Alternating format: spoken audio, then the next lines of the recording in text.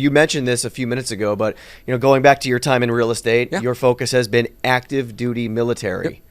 How did that all start? When did it become something that you said to yourself, I think this is going to be my focus in this business? Excellent. Having been in, of course, that helps, but then realizing that there's a lot of companies that cater, or I should say almost target, veterans, active duty military as a whole. And one of the things I realized is ultimately when I was active duty, while yes, I love folks that say we love working for military, etc., I want to make sure that folks were a really good real estate agent first or a real estate mortgage broker first.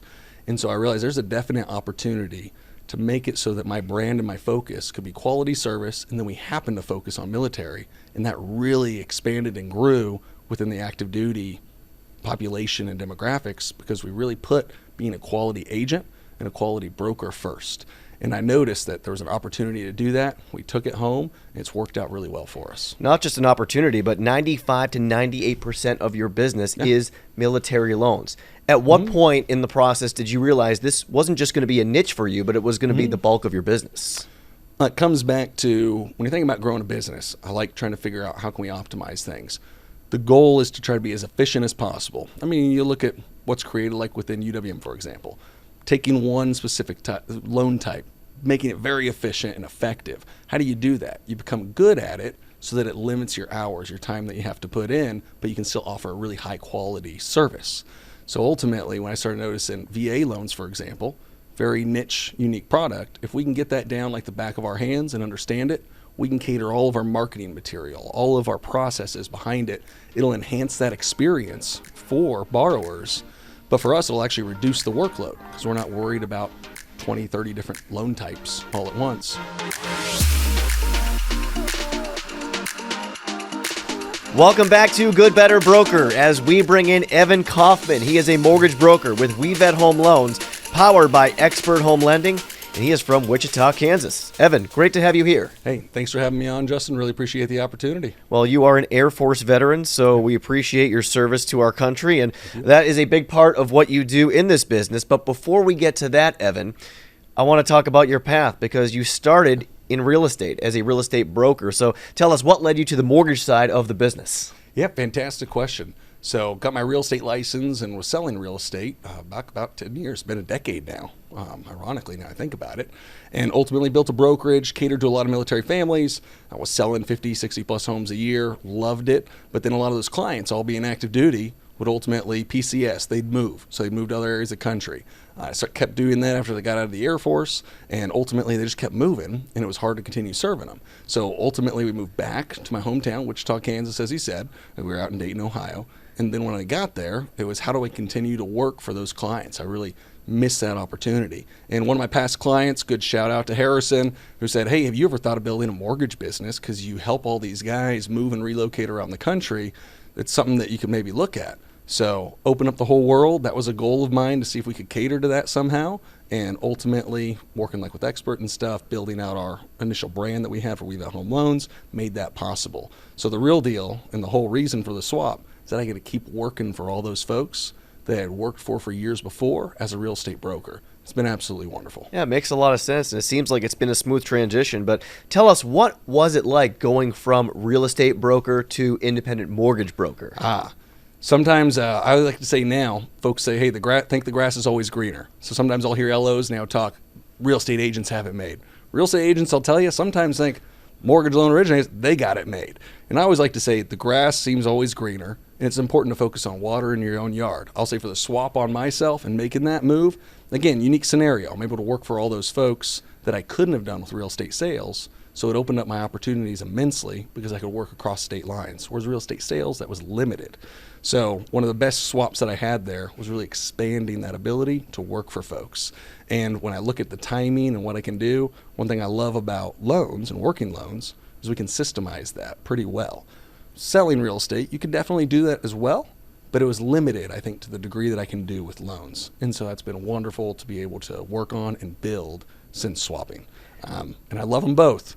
And it depends on kind of where I live, but I'm glad of what I'm doing now. No, that's outstanding. And you mentioned this a few minutes ago, but going back to your time in real estate, your focus has been active duty military. Yep. How did that all start? When did it become something that you said to yourself, I think this is going to be my focus in this business? Excellent. Having been in, of course, that helps. But then realizing that there's a lot of companies that cater, or I should say almost target, veterans, active duty military as a whole. And one of the things I realized is ultimately when I was active duty, while yes, I love folks that say we love working for military, etc., I want to make sure that folks were a really good real estate agent first or a real estate mortgage broker first. And so I realized there's a definite opportunity to make it so that my brand and my focus could be quality service, and then we happen to focus on military, and that really expanded and grew within the active duty population and demographics because we really put being a quality agent and a quality broker first. And I noticed that there was an opportunity to do that. We took it home, and it's worked out really well for us. Not just an opportunity, but 95 to 98% of your business is military loans. At what point in the process did you realize this wasn't just going to be a niche for you, but it was going to be the bulk of your business? It comes back to when you think about growing a business, I like trying to figure out how can we optimize things. The goal is to try to be as efficient as possible. You look at what's created like within UWM, for example, taking one specific loan type, making it very efficient and effective. How do you do that? You become good at it so that it limits your hours, your time that you have to put in, but you can still offer a really high quality service. So ultimately, when I started noticing VA loans, for example, very niche, unique product, if we can get that down like the back of our hands and understand it, we can cater all of our marketing material, all of our processes behind it. It'll enhance that experience for borrowers.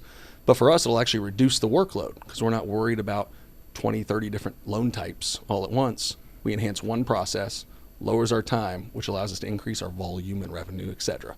It's been really good for us on that regard. Your mission, very well stated, to help active duty military achieve the dream of home ownership. Yeah. Obviously, your past experience helps with this, but what is your approach to serving your active duty military clients? So the real approach for us kind of comes back to that, hey, treating every active duty member as really client first, meaning that there's so many folks, again, that focus on the military aspect. We want to make sure up front we're really quality with our loan process. And for real estate, it was back when I was selling, it was really good real estate agents first. And then we happen to be good, experienced, past military loan originators or folks working for them. Because again, that deal is, I always recommend to military buyers, you want a quality loan originator or a quality real estate agent first, and then they happen to know military backgrounds, terminology, etc. A lot of folks get that swapped around, and so you end up with people who have a passion for serving military, but if they're not necessarily a quality loan originator or agent, it can end up with a bad process. That's where sometimes VA loans, etc., can get a bad rap. But if you make sure that you focus on the product first and then serving them and loving them for the service that they've given, you come out ahead. So we always try to put expertise first, and then we happen to be that we focus on military up front. So it's really helped. And you know this from your own personal experience. When dealing with military clients, it's not just the client themselves, it's the entire family because of the effect it has on a family when you have to pick up your entire life and move to a brand new city. Yeah. In your dealings with your clients, how do you go into it in terms of just trying to be that person who truly understands what the entire family is going through? So one thing, empathy, right? You got to be able to have that to put yourself back in those shoes and relate to that. Having been there definitely helps. When you're talking with folks, to just listen to them and discuss what their personal concerns are. That's one time, sometimes we're so focused on the terms, what we can offer, the speed, all that good stuff. But sometimes asking them right up front, how's this going for you, is really important. And making sure you just put yourself in those shoes. I'm uprooting my entire life. We're changing past friendships, etc. in one swing. You got to just have a respect for that. And that's what we try to do, is make sure every time we're dealing with military family, we remember that from either we went through it, or if we didn't go through that, it's ultimately understanding what could that be like for us. Wow, that is a big shift. So it gives us a good, keen interest to pay a little more attention when we have that conversation. And part of that conversation, Evan, at least sometimes, is you come to the conclusion that it may be in this person's best interest to not buy a home at that time. Walk me through that conversation that you have. Ooh, that's a fun one. So one thing I think is very unique about our business model, I like to say, is we've tried to align our interest, the inherent bias I like to say, and also the interest of the client as much as possible. So the deal is for military families, typically moving every 3 to 5 years. That's what you see. And one of the things that, if you just look at amortization charts, how homes work, sometimes if you're moving and you're not there long enough, it might not be the best decision to buy. But the issue with a lot of the real estate industry and mortgage industry is that typically agents and LOs are maybe only licensed in that state. So when someone asks you, should I buy or should I sell, we might have an inherent bias to say what? You should buy no matter what.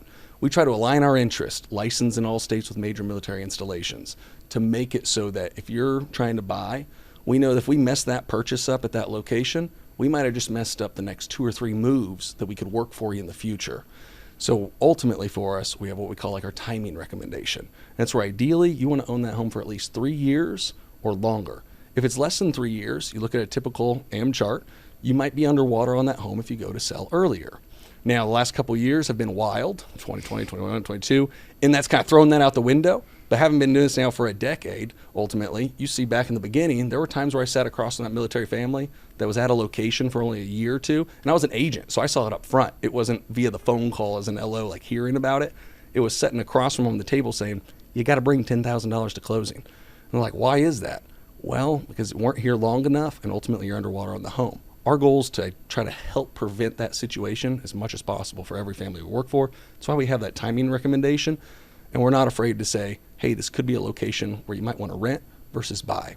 And then since we have that super niche focus, all our material, as you might see that we put out, YouTube, etc., very focused on those type of topics, which are really unique topics that you see nowhere else. Should I buy or should I rent on my PCS? Very targeted towards our group of people, speaking the language, having that conversation. Military to civilian transition discussions, things that are a fraction of all loans done, but we target that because it's something that needs to be talked about. Yeah, looking at it from the outside, it just seems like when you do that, when you advise somebody in a way that is, maybe not telling them to buy at that very moment, that to me establishes trust, and it's going to set you up for the deal down the road when it is the right time for them to buy. Speaking of, you have a very specific goal for your active military duty client, and it relates to when they get out of the service. Tell us about that. Yeah, so we like to see every military family have a paid for, near paid for home by the time they get out of the military. Be that in 5 years or 20 years to get to that position. And where that really comes from, that might be, again, counterintuitive. As I make the joke, it's like we got to sell debt. And ultimately, sometimes people are like, why are you telling me to have less debt? It's because I personally believe that puts you in a better position when it comes time for getting out. Why? I got out myself, right? And I remember that transition. A big thing for us that we like to support, military suicide awareness. It's huge. So the typical military suicide rates are double, triple, depending on where you're looking at, rates versus the normal civilian population. I firmly believe one of the biggest reasons for that are financial pressures that guys have when they get out. And the biggest debt, the biggest ball or chain that they have when they get out generally is going to be that mortgage. So ultimately when folks are getting out and they're making that decision on, do I want to start my own business? Do I want to maybe take that risk and become another loan originator to help other active duty guys do better?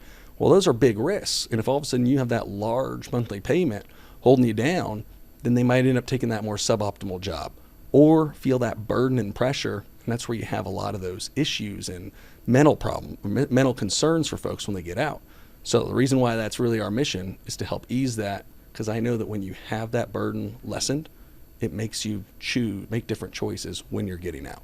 So big passion of ours. It's so admirable to hear you say that, just because of the stress that you can imagine that someone would feel, getting out and not having an idea about what they want to do for a job or a career, and then having to think about, like you said, how much they still owe on their home, bills are due. So, kudos to you and your team for just truly leaning into that and for everything you do to lighten that load for our military veterans.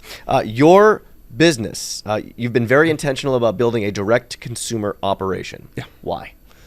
So having seen both sides, I always like to joke as well. As loan originators, we assume that real estate agents have all the leads. As a real estate agent, I thought, man, those LOs seem to have all the leads too. What the heck?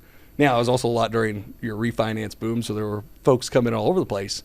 But again, kind of goes back to that grass always greener. I would argue that up front, an LO should focus as much as possible on serving consumers as best they can, because that is the most reliant group that you can have to build your business. And the reason why we really focus on it, is because we have a little more control over our database, over the people we get to work for. And then all of a sudden, we're not at the whims, kind of going back to that integrity part. If you have an agent partner that you're working for and you're relying on just, say, one person, if all of a sudden you get asked that question to do something that might be borderline unethical, you might all of a sudden go, oh my gosh, that's my full lead source. That's an issue. And you might start bending and breaking. I'm a firm believer that you want to generate enough of your own business, because if you've got 10, 20 deals in the pipeline, right? Let's say imaginary number, and one all of a sudden is having issues and you know it's not right, it's easier to give that up when you have so many deals versus so few. And so that's why I think it's important to really diversify that lead flow and make sure that you bring in folks directly and you help control that process a bit more. And again, it's about keeping that integrity as much as you can. And I think that you can always have integrity. It's easier to maintain it and continue it if you have a lot of options. Is that something that you learned while you were still a real estate broker, or was it something that came up once you got into mortgages? Oh, I mean, see it in both worlds, hands down. But I will say real estate sales, learn that a little bit more quickly, because in real estate sales, in loans, you can do a lot of loans in a month. As a real estate agent, you're limited unless you start building out teams and everything. So because of that, I will say in real estate sales, agents face that a lot more often than loan originators. And that was something that stuck with me. I knew, hey, to make sure that I never have my financial situation ever get close to compromising my integrity or what I'm trying to do, I need to make sure that I'm doing enough business. So I will be doing this full time. We're going to make sure we have the leads. We're going to make sure that we have it, and I'm not having to compromise it. And I just carried that over to loans, and that's worked out nicely for us. It's an interesting perspective because, you know this. I mean, LOs talk about all the time, what's a better referral source, the client themselves or the real estate agent. So I love hearing different perspectives on it. Yeah. And I think that what you said makes a ton of sense about the way that you've approached it. Yeah. A quick look on social media of you will show people that you're big into content. You put out a lot of quality content. I love it. I'm always out there. I'm looking at this and I go, man, we got to up this. This is nice studio setup and all. Yeah, wonderful. we like our little home here on Good Better Broker. Tell us about how you have leveraged content to help your business since you became a mortgage broker. Excellent. So the main thing I'd say right now for us is I was doing webinars or seminars for different commissioning sources and guys coming out of basic training stuff before, and it was, how do we start taking that and making it a term that you like to use, evergreen, something that we can continually get as much juice out of as we can. So our marketing efforts, if you ever happen to click on our website, all of a sudden you'll notice we might be following you places. You might start seeing a lot of different things because we try to target everything in to where it's really getting as much juice as possible. So we shoot a video, we chop that up in so many pieces, put it all over the place, and have it track and go. The whole reason behind that is because, and they should say the importance of it, is that it helps keep you in front of all of your past clients, those consumers. It makes a big difference. And the thing that I love about it, and ultimately putting that post out there, is it allows us to take those really niche conversations that we have, discussing, for example, that military-civilian transition, loan county limits, that kind of stuff. And all of a sudden we have a video that now we can send off to folks and use it to tailor all of our contract process and marketing to where it's more specific and enhancing that experience for people.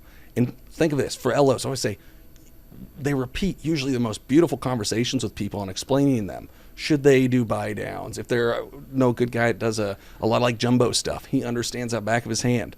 Doing videos allows you to capture some of that great experience and very niche experience, and then make it so you're not having to repeat it constantly over and over again. And that's what I love about it, and that's why we really push that hard, not just to necessarily gain leads, but to enhance our process, because we use those videos within our process of when people are working with us.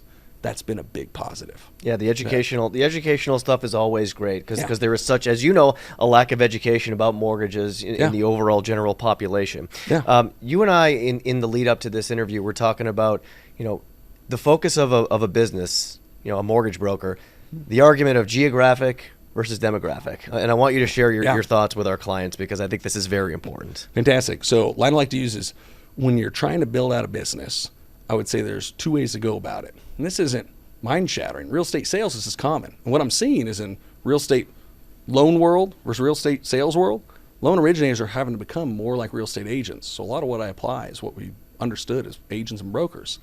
But if you're trying to build like for example, we say direct to consumer, just build your own pipeline of people. There's two heavy ways you can do it. You can focus on a geographic niche or a demographic niche or a combination of the two.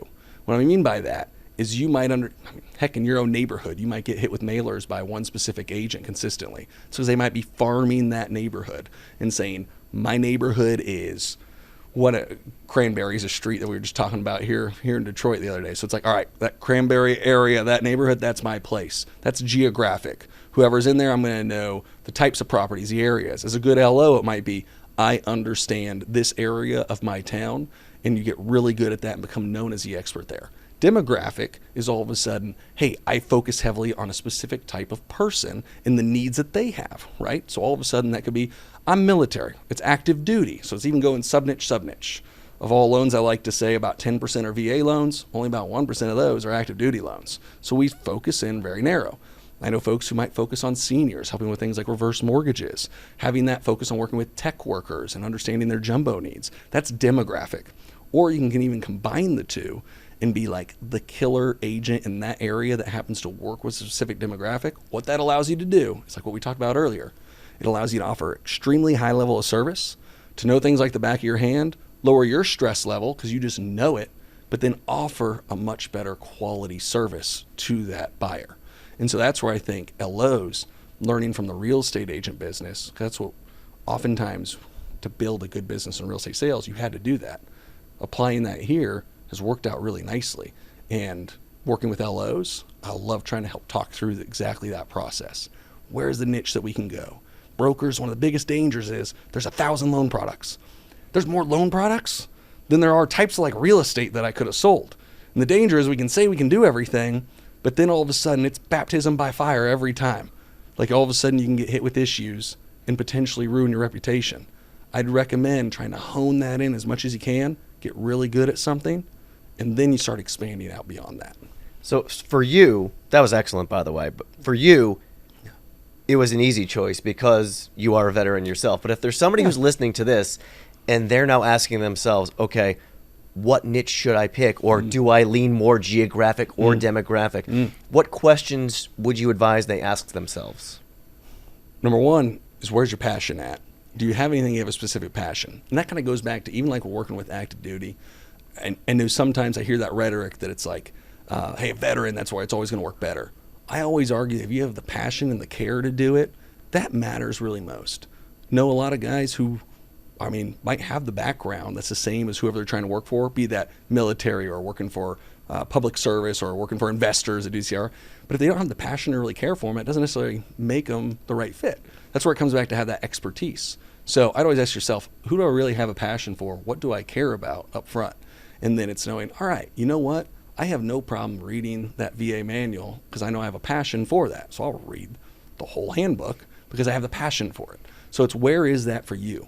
Now, there's another good LO. This guy gets really good with DSCR, working with investors, for example. Loves doing investing, right? And that's the passion, and has built literally the same kind of niche that I've built in doing 97, 98% VA loans, ultimately working for military families. Same kind of thing in investor world. So there's all those options. It's just, where do you have that passion? Drive home to get the knowledge, and then stay focused on it. One of the toughest things is we can get squirrel syndrome, where all of a sudden someone comes by and says, like, hey, Evan, can you do this? Let's say DSCR, can you do this DSCR loan for me? And I'm like, oh man, maybe. And then all of a sudden I remember my senior year of high school football. We had a good team, but the first game we got whooped, and my coach said, baptism by fire. We had to learn and change up the whole offense. And I go, I don't want another baptism by fire, because that's what seems to happen when all of a sudden I start deviating too much. We're getting really good at what we do, and then we can start duplicating it in other loan types, for example. Same way I like to akin it to the business that's here, like UWM. Quality FHA, everything before, and then bending down the process and then expanding to other products. Same thing I think we can do as LOs in our own personal business. Well, whether it is in mortgages or any other line of work, it's always great if you can do something you love. It's even better if it's something you love and you are really good at it. And Evan, you certainly love this business, and you're certainly excelling as well. So many thanks to you for joining us, and continued success to you moving forward. Evan Kaufman, thank you so much for joining us. Hey, Justin, thanks for having me and the opportunity to do so. And please continue the podcast. We absolutely will. Indeed. Thank you, sir. Thank you for watching Good Better Broker and helping us support independent mortgage brokers everywhere. Be sure to subscribe to our YouTube channel to be notified about new videos, as well as your preferred podcast platform for a new episode every other Tuesday.